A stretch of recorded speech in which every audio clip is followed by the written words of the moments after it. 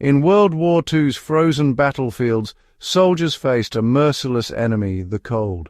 It crept into bones, disabling men and machines alike.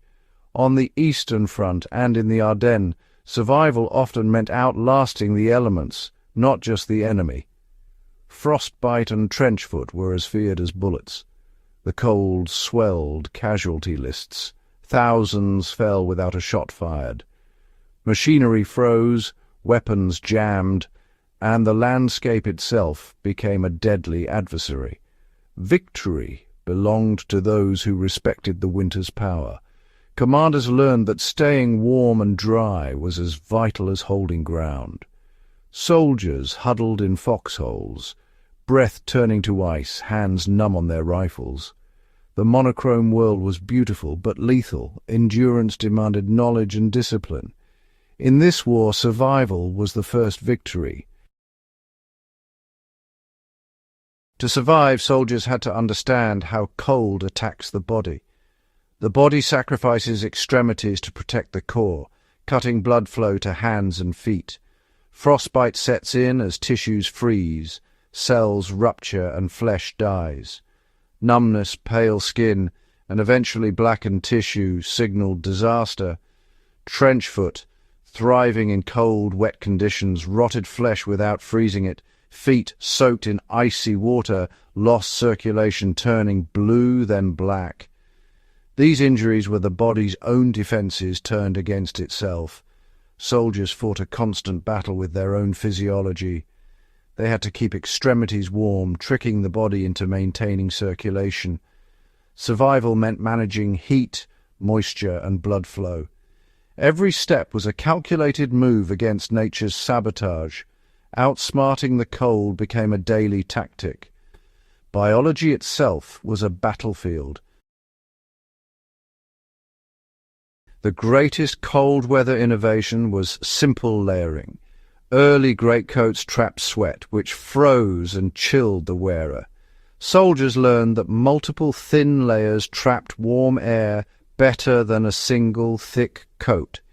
Air between layers insulated, keeping heat in and cold out. Layering allowed soldiers to adapt, removing layers during exertion, adding them at rest.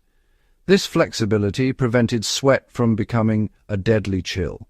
The principle extended to socks, trousers, and outer shells. Windproof, water-resistant layers protected the precious warmth inside. Armies that embraced layering saw fewer cold casualties. It was a hard-won, life-saving lesson. Dry feet were a soldier's lifeline. Trench foot could cripple a unit as surely as enemy fire. The mantra was simple: change your socks. Wool socks, unlike cotton, kept feet warm even when damp. Changing socks in the field was tough, but essential. Soldiers warmed spare socks inside their shirts, dried wet ones under armpits or near fires. They worked in pairs. One stood guard, the other tended his feet. Rubbing feet restored circulation and checked for early signs of injury. The humble sock became survival gear. Discipline in foot care saved lives. Hands, like feet, were vulnerable to the cold. Standard gloves failed. Mittens kept fingers together, sharing warmth. Trigger finger mittens balanced insulation with the need to fire a weapon.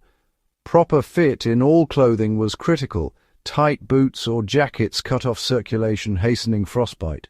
Soldiers loosened laces at rest and avoided binding clothes. Equipment was redesigned for mittened hands. Bigger buttons, larger zippers. Commanders enforced fit discipline, inspecting boots and clothing.